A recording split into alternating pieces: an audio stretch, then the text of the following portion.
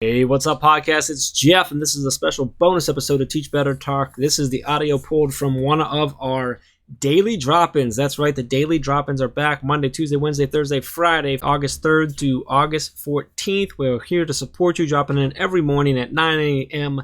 Eastern Time over on Facebook and our Facebook group, over on Twitter, Periscope, on YouTube, and on Twitch. So join us every morning, Monday, Tuesday, Wednesday, Thursday, and Friday at 9 a.m. Eastern Time, and enjoy this bonus episode.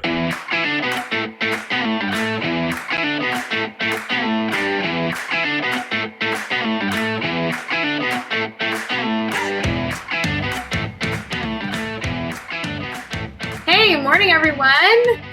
Happy Wednesday. I feel like I had to think about what day it was. Good morning. Welcome to our daily drop-in that we are doing every single morning. Monday, Tuesday, Wednesday, Thursday, Friday for the last 2 weeks. This is our last week of our daily drop-in, which is insane because you guys know that I love these. For those of you that don't know me, my name's Ray Hewart. I'm currently the Director of Training and Development for the Teach Better team. And yes, Joe, I'm seeing in your comments right now, whoa, what an awesome intro. Yeah, like I feel like when I'm sitting in the background watching that intro go, I'm getting like pumped up. Like I feel like that gets me going in the morning. So great to have you here. We did have some tech issues this morning, so we might have educators jumping into our daily drop-in, which will be a fabulous surprise for us. Otherwise, we can also take this time to go over questions and do anything that we need to do to get you all set for the morning. So good morning, Joe. Morning, Nikki. Hey, Jeff Gargas. Good to see you. Love that all of you are commenting, saying good morning. You know, it's funny when these daily drop-ins were like talked about, right? When we were like coming up with the idea to relaunch our daily drop-in back to school edition series, we were just trying to find support for each and every one of you. We wanted to say like, okay, we have educators who have questions. They're brainstorming their classrooms. They're trying to, kind of handle and process all the information going on.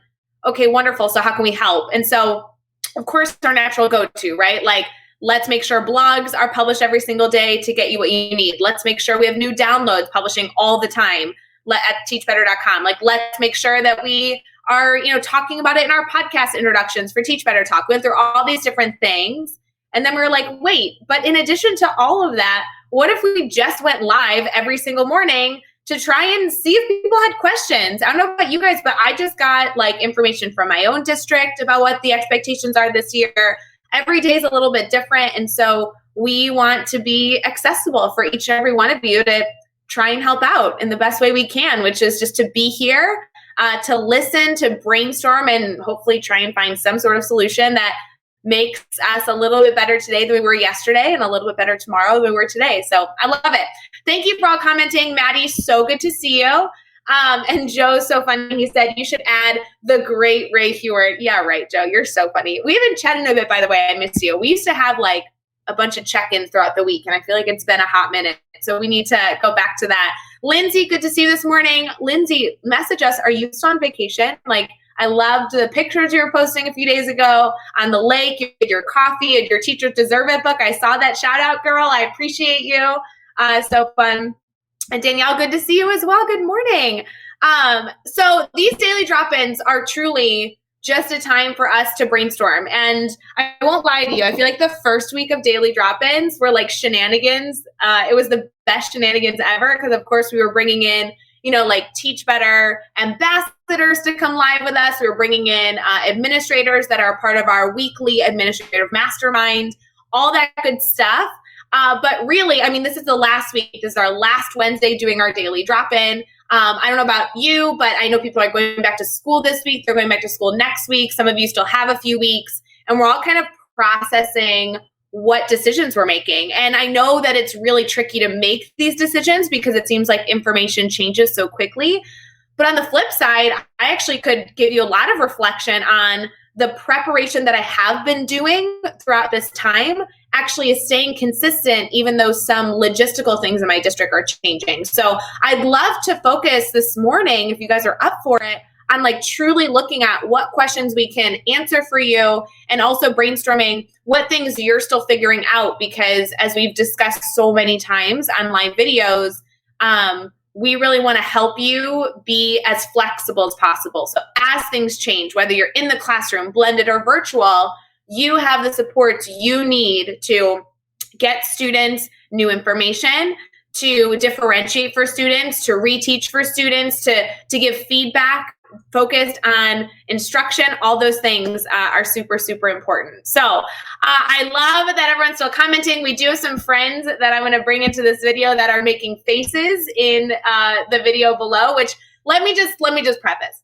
Who do you think is going to pop in this video and make faces? Of all people, you guys know it's probably Jeff Gargas. And then we also have an amazing person joining us as well. So let's get this started. Before I bring them in, because you guys know that we are here for as long as you need us, please consider what questions you want us to answer today. So if you are thinking through classroom expectations or supports you still need for students, or like anything, this is your space to type a question in, have us brainstorm with you, and at least hopefully get us a little bit closer to finding a solution that not only serves you well, but also supports your students. So type those in as we go.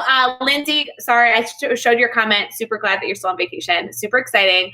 I'm going to bring in the guy making faces first. Are you going to show us a funny face? There we go. No, this is my funny face. This is your funny face. And then Carly Spina. How are you, Carly? Hi, hey, Carly. Oh, good morning. I knew Carly was supposed to be this morning, and I felt bad that you were all alone, Ray, because I know how tech works with you and me sometimes. So I was trying to fill in, but Carly's so much cooler than me. Like, Carly's having tech issues, but look at her. She got it going. She's a professional. She's totally going fine. Yeah, but does her drink cup or mug match her dress today?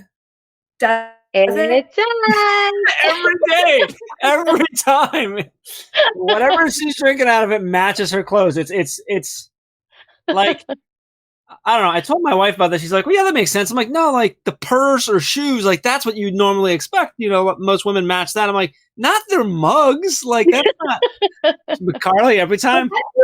That's who Carly is. Carly is just a fabulous educator that not only like does so many things in education well, but she also like looks great while doing it the whole time, of course.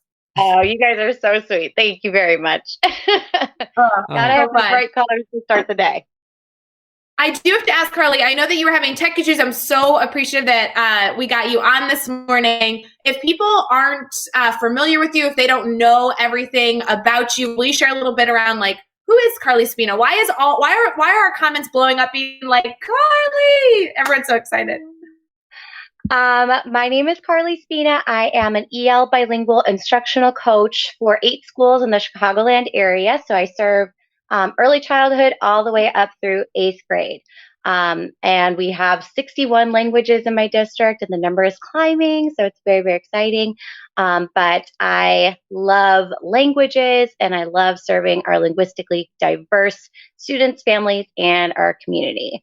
So I'm so excited to join you guys.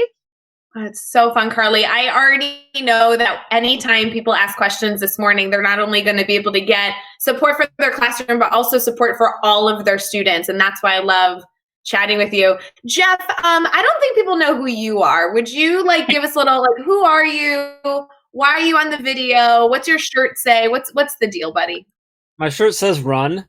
And I am the COO, co-founder of the Teach Better team. And honestly, I'm on the video, because I wasn't supposed to be on this morning, but you said you had tech issues. I'm like, I'm going to jump in and say hi. Like, honestly, I can bounce back out because Carly's got more offer than I ever will.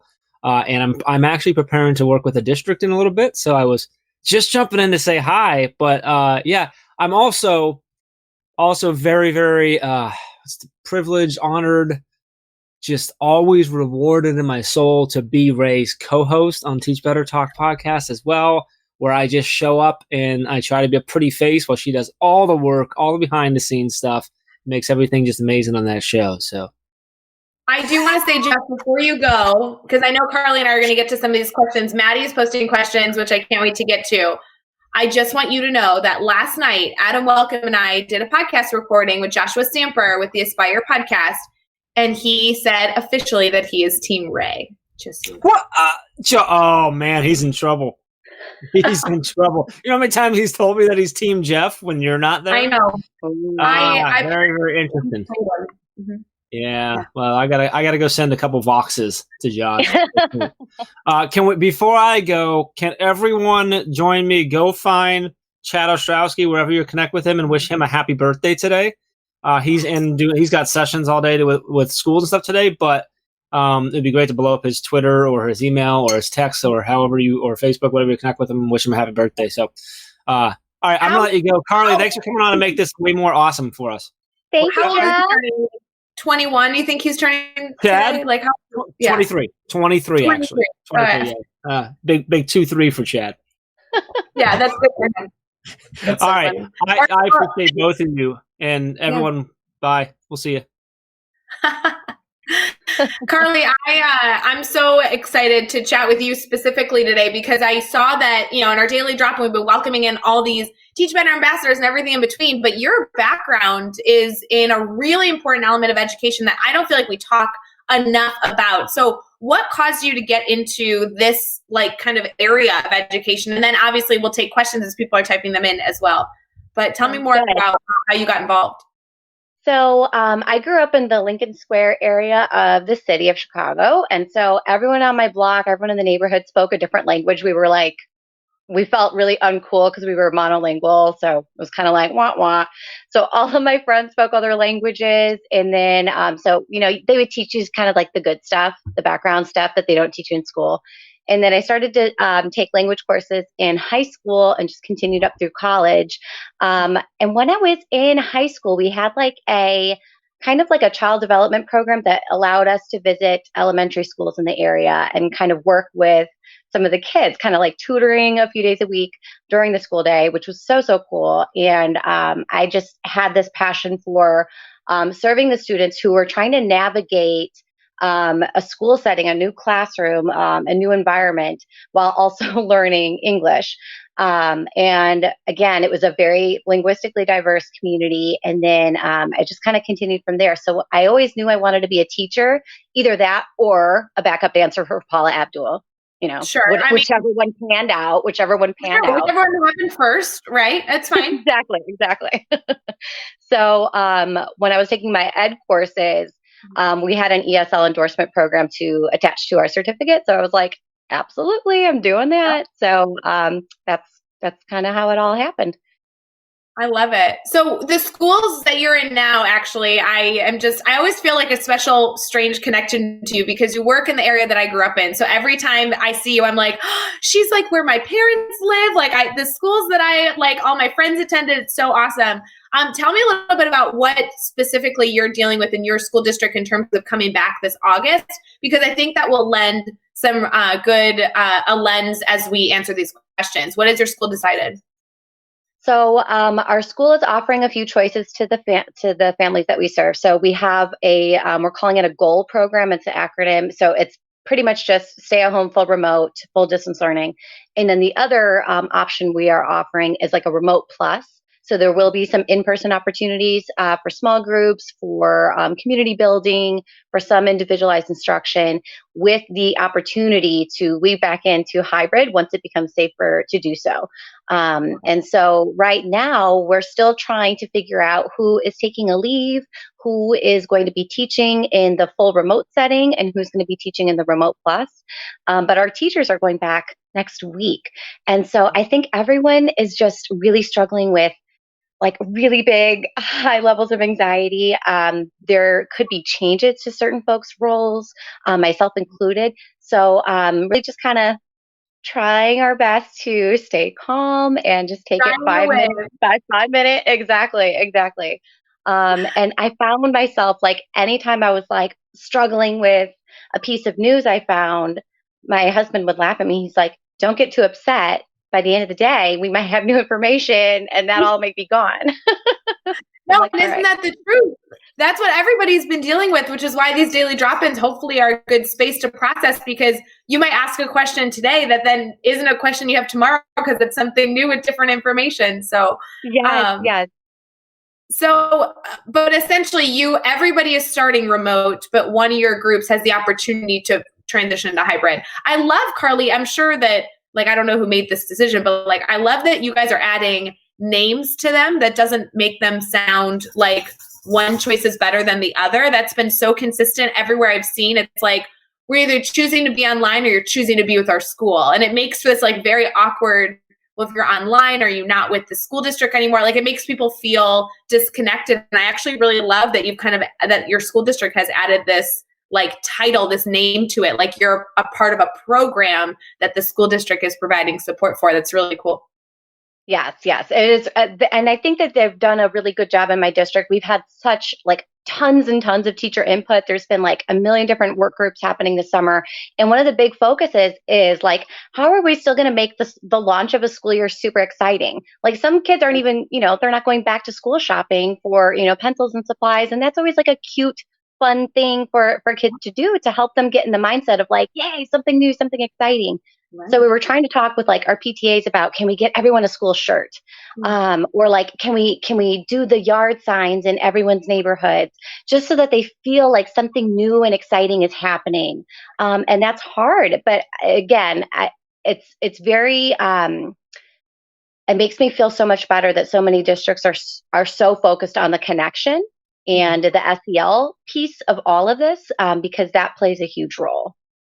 Oh, I couldn't agree more. That kind of easily transitioned us. This first question I saw, I know there's more in the comments. I'm sorry, we're going to scroll through as we go. But Maddie's asking kind of like how you're supporting students this year. And in your role, I'm sure that looks a lot of different ways. So do you kind of have a game plan of how you're planning to support students? And then she even added this comment of like helping them stay calm, right? Easing that anxiety as well. So for our district, we are doing like a kind of a slow introduction into academics.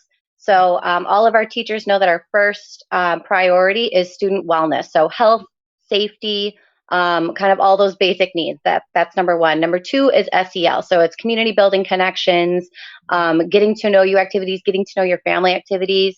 And we're not really starting like our full on instruction until week 3. And so knowing that that's an expectation across the board, I think has been really helpful for teachers, especially as we're trying to figure out like, okay, which online platforms are we allowed to use for, literacy, for example. So we're doing that. And then we're also overlaying a lot of support pieces for the parents, because we know that a regulated adult can regulate a child. A dysregulated adult cannot regulate a child. And that includes the families we serve, right? Yes. So we want to make sure that we're providing tons and tons of support via like tutorials for technology, but also tutorials for parents of like how to set up a workspace, even if you have like a 1-bedroom apartment. What are the things that could be most conducive to support student learning? So we're just trying to have like a layered approach. Carly, I know that you have a different role than me in the schools that you work in, but I love your focus on students and stakeholders, because I'm concerned. Not the biggest concern. There's so many concerns, right? But one of the concerns that's actually come to fruition over the last week or so is educators coming to me saying, I'm so focused on how to take care of me and my family and my students.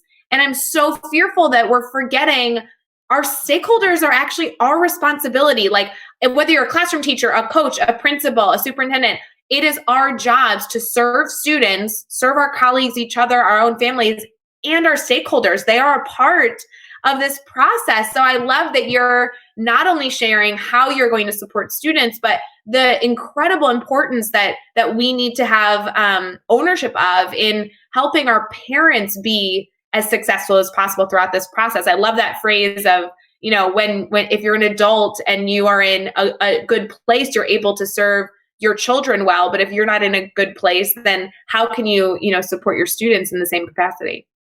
Yes, yes. And I always say, like, we can't say we're child-centered if we're not supporting the family. There's so many other agencies out there that are like youth organizations and things like that. And if we're teaming up with them and partnering with them, that makes our jobs a whole lot easier, and we can serve as connectors to provide them support too. And I think that's been a big help in my community is we do have really strong relationships. But again, those took time to build over the years. Oh, yeah. But I think now more than ever, people are like, you know what, we need to link arms and we need to support. Well, and we've talked about this a lot on other videos we've done, other podcast interviews I've been a part of over the past few weeks, where back in the spring, educators were really celebrated, right? Like, oh my gosh, this is such a hard time. Thank God for teachers. And right now, in communities across the world, not necessarily in your community, but people are questioning educators, like, why don't you want to go back to school? My own mother, guys, I come from a very well-educated, wonderful family. My own mother was like, why don't teachers want to go back to school? Don't they want to get paid? I'm like, what are you talking about? Like, that's not the problem. Like, it's not that we don't want to go back to school. We need to figure out a safe way. But regardless, we want to start doing something. It was a funny conversation because it's this idea of like, you don't know what you don't know. And, I think it's so interesting as we continue forward this fall to try and keep people in that mindset of like working together. It's not a us versus them, but we are a full community working for the betterment of like supporting students. And I think that focus is so important right now. Absolutely. And I'm so glad that in your book, in your amazing new book with Adam Welcome, you guys talk about like sharing the narrative. Like people don't know what they don't know about education. So the more that we are putting our messaging out there, we need to control the narrative, like you guys say. And especially if we're serving students who come from a minoritized population. And again, they're not minorities, but they are minoritized by our society, right? Yeah. So especially if we are educators of student groups who have been historically underserved, like we do need to be sharing that narrative and showing all the different things that we're doing in preparation for this school year.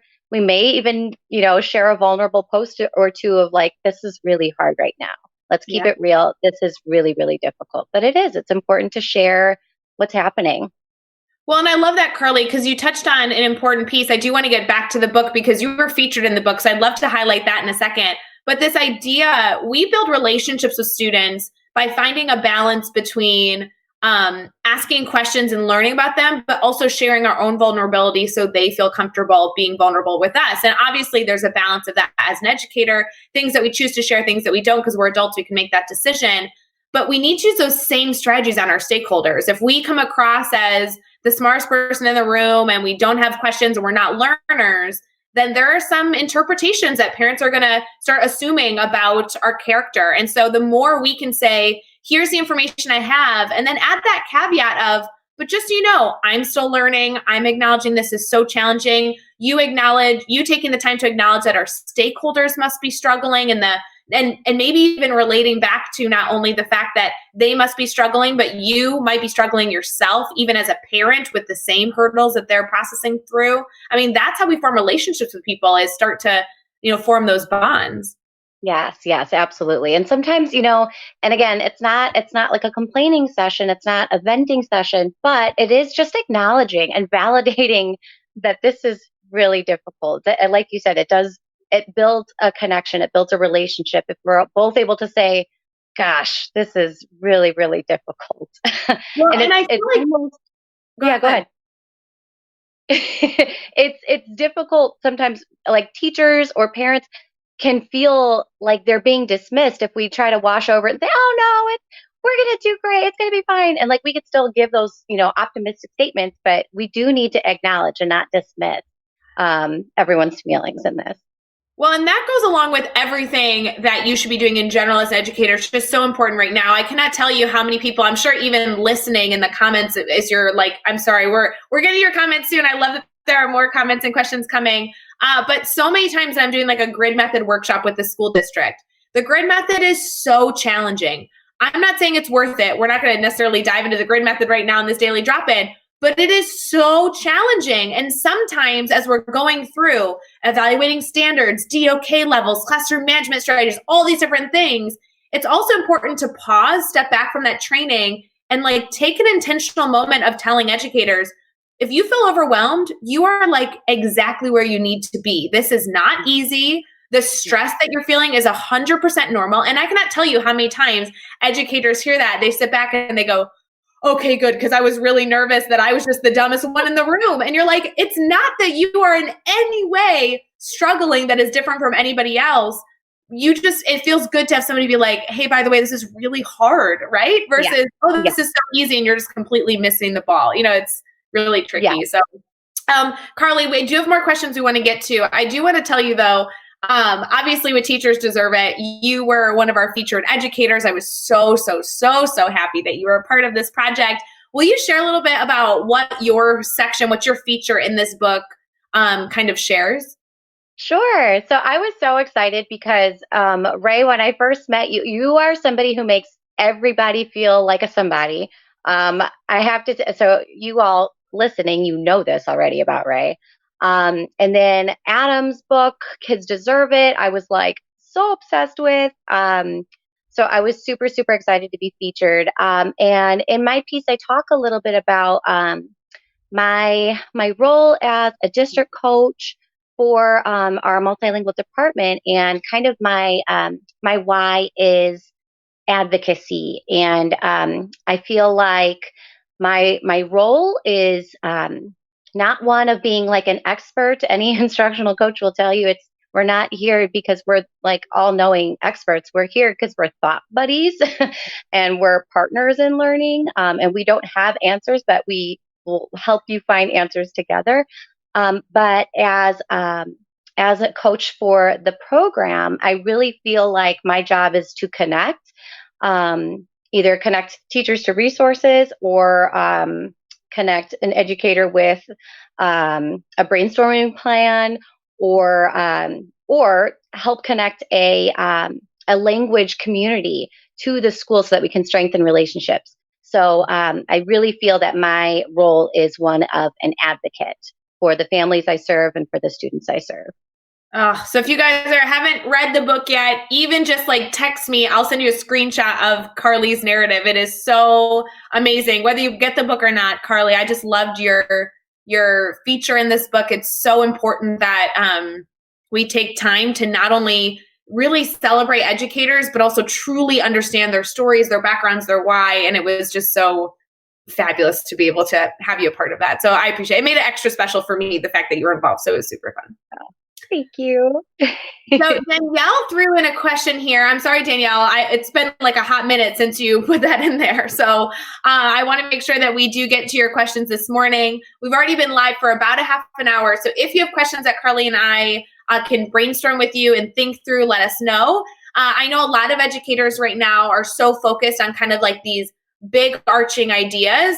But I also want to identify that no matter what type of educator you are, you have things right now you can be doing that you have complete control over versus the things you're waiting on information for. So choose to work on the things that you can control in your own space versus decisions that are out of your control that you're waiting for. Because I think that will allow you to be able to take action steps versus feeling like you're just waiting around, like tapping your toe.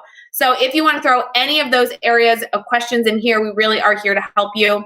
Danielle says, what should the expectations of teachers, students, and parents be in virtual learning? I'm nervous about setting expectations too high. And Carly, I think the best part of this question that she's asking is not so much like, okay, Carly, lay out the expectations that my district should just be doing. But I love this idea of wanting to be reflective around setting expectations too high. So what would be your feedback for Danielle?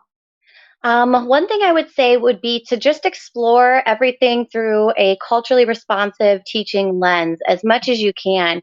And so for me growing up, like I was monolingual, I'm middle class, I'm white. So I have a limited viewpoint, and my personal demographic doesn't match that of those I serve. So I have to be really honest, and I have to be a learner at all times.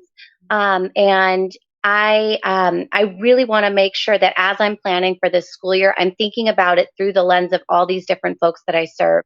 And so like, there's been a lot of conversation about having even like the Zoom camera on during Zoom calls. I know that's like a hot button topic right now, but that would be a really good conversation to have through a culturally responsive teaching lens.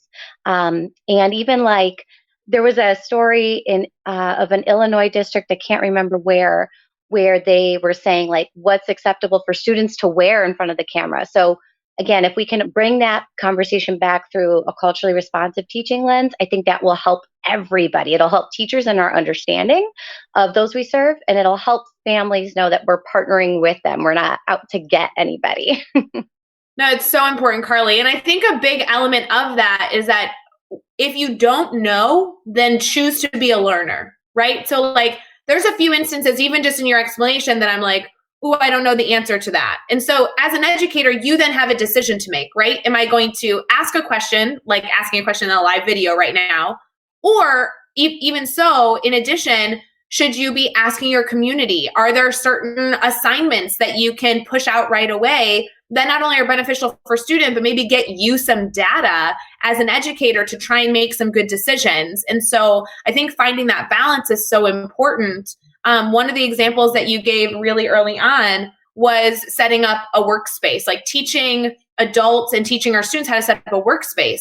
Well, guys, I did a very similar thing in March. I know a lot of you were a part of my own brainstorming. I wanted students to set up a workspace because I secretly wanted to know what their workspace looked like. Like, yeah, I was totally modeling like how to do it, but I also was like, if they take a video and tell me about their workspace, I can see the environment they're learning in. I can see the struggles that they're having, that they can, share with me why something is in their workspace or why it's not. I can hear the volume level in their household. Like there are some data points that as an educator, you can also be collecting in this instance as well. Exactly. And I'm so glad you said that. And when Danielle, when you're asking about when you're saying, I'm so nervous about setting expectations too high, all of us are. Yeah. and there's that balance between accountability, but also being compassionate. And so I think that, we can set forth like, is a suggested schedule for families. And if we're combining, synchronous and asynchronous learning opportunities, but then saying like, we would like this assignment to be here by Tuesday, but if it needs to get here on Wednesday, that's fine too. But again, the more compassionate we can be while also holding students accountable. I know that like for me, when we're talking about teacher accountability, like I'm like, oh my goodness, I have to do all these things. And I'm, supporting my two kids with their e-learning. Like there's just so much and our anxiety is already here. So if I have my teammates and my supervisors who are telling me like, do this, but, I'm not going to punish you, so to speak, if it's like 2 hours late or the next day. So compassionate accountability. And it's interesting, Carly, I'm sure it's funny because when you start thinking about in your example you just gave there, like you are in a situation where you're struggling with that pressure of being held accountable and having high expectations on you while also supporting students and now supporting your family and seeing how hard that is. That exists with everybody else as well. I really think, Danielle, a lot of this in terms of setting too high of expectations, it's about being flexible, and it's also about teaching your students how to be reflective in that flexibility, right? So you can say, hey, I prefer it to be, due Tuesday, but they get it to you Wednesday. That's fine. But can we implement small little things that give us data on why these things are happening? Yes, you're going to have a student who probably turned it in late because they didn't really think about it and it's no big deal. So going through that reflection process of, yeah, I chose to sleep in and I should have gotten it to you. And then you can reflect with that student, okay, how do we make better choices? How do we set up a calendar? Really, really great. You're also going to have a student who says, I really tried to do it, but I had X, Y, and Z hurdles in the way. And then you as an educator can also be reflective in that situation. Maybe for that situation, you're just like, oh, I so appreciate that you identified what some hurdles were and you shared that with me. All these things are, again, collecting data to build stronger relationships with students. But if you don't take the time to know why something is turned in late, why they didn't meet that expectation, then of course your expectations are kind of going to be wishy-washy because you have to know that why behind the choices that your students are making, which totally takes time, but still important to do. Yeah. So very important. And the more the connected we are with our kids and our families, the more opportunities we'll have to engage in those conversations that are so reflective and so honest. Yeah. Kids aren't going to come forward if they're scared. No way. If they're scared, they're going to get punished. I wouldn't. When I'm in trouble and I know I did something wrong, I like become like the dog that like puts his tails between his legs, and I'm like, I don't want to know. You know what I mean? Totally. Open-minded and being understanding and being compassionate through this is so important. But it does, just because you're being compassionate doesn't mean you just have no expectations. You can still set expectations and be reflective learners with your learners. That's really, really important. Yeah. Danielle, two like quick strategies I'd like to mention is just one is I love Carly talked about a suggested calendar. I really would encourage you to not only have a suggested calendar for students, but I even refer to my suggested calendar as like a living, breathing document. Sometimes it needs to change. And what I love to share with students is that it's not stressful when we change it. We change it with intention. So if it's a living, breathing document, it's just a suggested calendar, then we can all universally agree that we're just going to move stuff. And when things move, we can lift weight off of our shoulders and, set a new goal as we're doing that. So it's totally fine. And then Danielle, I know you're in our community for a while. If you can implement some sort of daily goal setting and reflection for students, or maybe you do it by assignment or however you choose to run your classroom, that's going to be an easy way for you to naturally be like starting to collect that data. So in my own classroom, students are doing a check-in before they get started working and a check-in at the end. And it's super quick. Both of them are extremely quick, but it just allows me to say, where was your head at before we started and where was your head at the end? And that, again, gives me data to not only collect as a teacher, but to use when I'm in a conversation with the student and use when I'm in a conversation with stakeholders. And the student is the one doing all the work. I'm just kind of interpreting the information they give. So a few things to think about. And I love that. And I think that's so great too, Ray, that students are able to say like making changes to your like calendar. That's fun. That's like a healthy thing. Adults do this all the time. This is a good life skill. So I think this is just setting them up for success, not only for remote learning and for, being a student, but for being a learner in life. Well, and isn't that funny, Carly? Like we adapt all the time. Like even today, we had tech issues this morning. And I was like, I'm just going to go live and you'll just come and join me whenever. And when you came on this video, it's not like we're going to end this video and I'm going to be like, well, Carly, at 8 o'clock Central, you were supposed to report in because we were supposed to go live with our network and they expected you to be there and you weren't there. That doesn't serve any purpose for us right now, right? Like the issues that we had in technology had nothing to do with either one of us. They happen. So rather, when your students come in to a Zoom call or, an expected meeting and they're late or they had issues, rather than, get on top of them for why that happened, celebrate that they're there, make them feel valuable. And then if you feel necessary to have like a reflective conversation, it would be super easy to be like, hey, Carly, I know that we had some tech issues. Is there anything I can do to help so it doesn't happen in the future? So you're still being solution focused. And we literally do it all the time. I have a to-do list that has like 34 things on it and I rewrite it every week. And I have at least 15 things on there that I have rewritten for like 8 weeks. I just haven't gotten to it. Right, exactly. That's life. Yep. So that's so funny. Anyway, sorry to use it as an example, but I meant it in a good way. Like it's fine. No, it's a good example. It's a real life example. Real life, we all do it. I mean, this morning I had to go upstairs 2 or 3 times back to my bedroom because I kept forgetting something. Like we all make little mistakes. We all need to adapt, and we don't necessarily need to always dwell on that. Jillian's jumping in. We're getting, we've been live for about 40 minutes. So anybody, this is kind of our last call for questions. If you have things that you want us to brainstorm through, we so appreciate that you're here. Jillian is sharing, my concern is during virtual learning, there is disparity among kids, lack of technology support, like tech support and things like that. Carly, I know that every district has different concerns in this area. I'm sure that my district is different from yours and everything in between. What would be just maybe some advice for Jillian in this situation? So kind of going back to what we said about prioritizing kind of the needs. Mm-hmm. So I serve pretty large disparity between folks who have like extra homes, like they have multiple lake homes in other states and other places, and then folks who have to save up money to rent a movie from Redbox. So we have the entire spectrum. And so I think the more that we can provide. Carly, I know your community, and she really does have that massive, like, I just want, like, oh my goodness, the discrepancy in the area that you live is like so large. So I'm sorry, I just had to jump in. I'm like, this is totally. No, thank you. You know, Ray. So the more that we can focus on kind of, I don't want to use the term leveling the playing field because, again, society has created this structure that is an uneven playing field to begin with. And there's nothing that we can do as teachers to level a playing field. That's not an appropriate phrase for us in this situation. But the more we can provide supports first for the basic needs, again, like connecting families to our local food pantries, even like local faith organizations. I had a really great conversation with the beginning of, or during the spring. And I said, you know what? Hey, are you guys doing any sort of thing for food insecurity in our community? And they said, no, we're not right now. Is that a need? And I said, yeah, it's a really big need right now.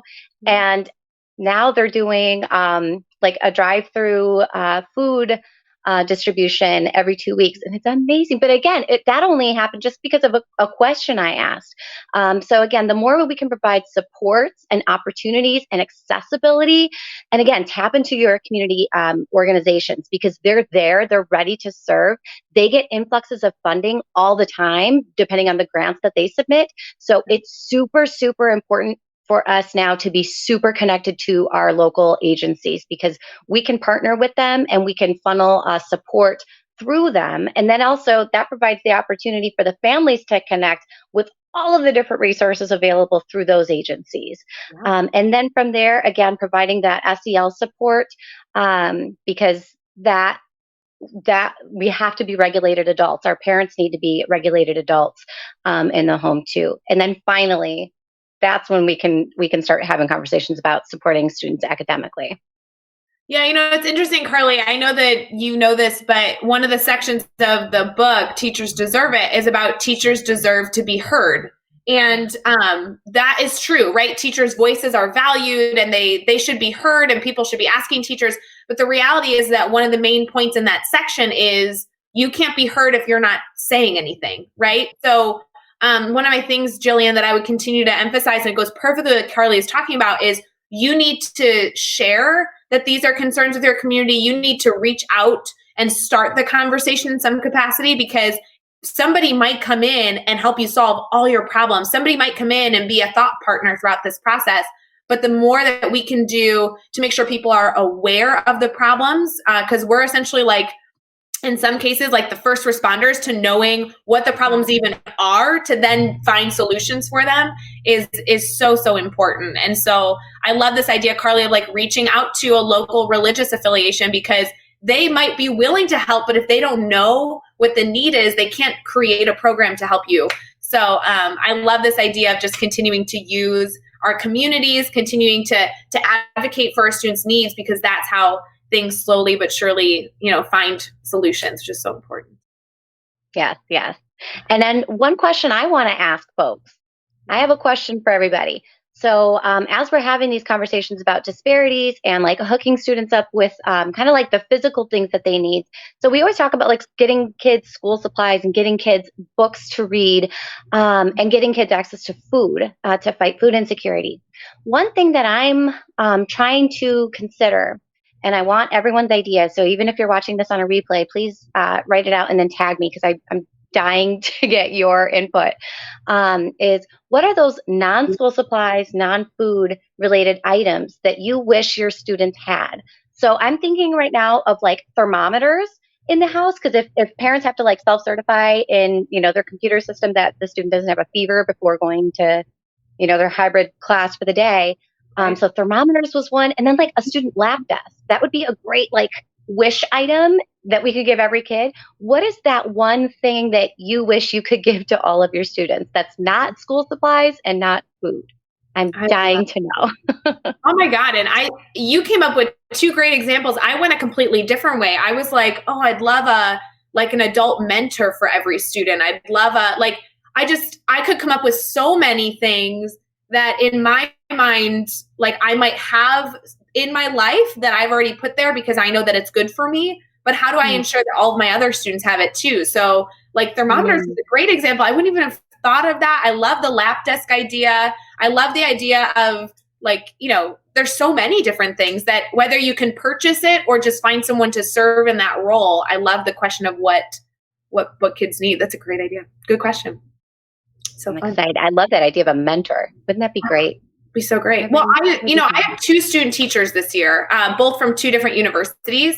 And I won't lie, I'm feeling like very fortunate because now I have more hands. Like, I don't know what I'm doing with them yet because we don't know what we're doing in general because, the world is what it is. But I'm so appreciative because I'm like, no matter what I come up with, I have 2 extra set of pair of hands that I feel like nobody else has. So I'm like, okay, good. So how can I use that to the best of my ability to not only serve the students that I'm working with, but maybe like other students as well that I don't necessarily work with. So I just can't wait. It's really exciting. Oh, that's amazing. And they're so lucky. They're going to learn so much from you, Ray. Oh my goodness. They're amazing. I can't wait. It's a hard They're in for a treat.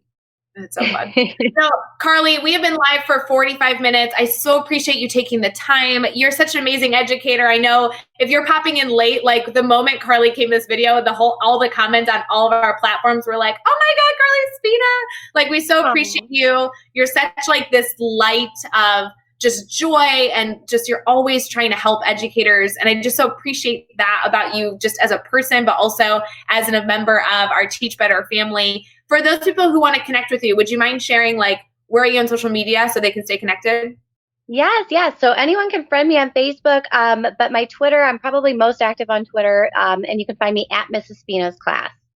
I'm on Instagram too, but it's mostly puppies and makeup. I love it. I just want you to know, Carly, also, I'm going to be up in your neck of the woods on Saturday. So if you feel like a shift in the earth, it's like, Ray's close by. I just was so excited. Every time I drive up, I'm like, I'm near Carly. This is the thing. That's amazing. Yeah, so everybody listening, thank you for joining our Daily Drop-In. Catch us all week. Thursday, Friday is our last 2 days of our Daily Drop-In. Bring your questions. We're here for you, and we believe in all that you're doing. So thank you so much for everything. And Carly, I hope you have an amazing rest of your morning as well. Thank you so much, Ray. Thanks for having me on. Thanks, everybody. Bye, guys. Bye.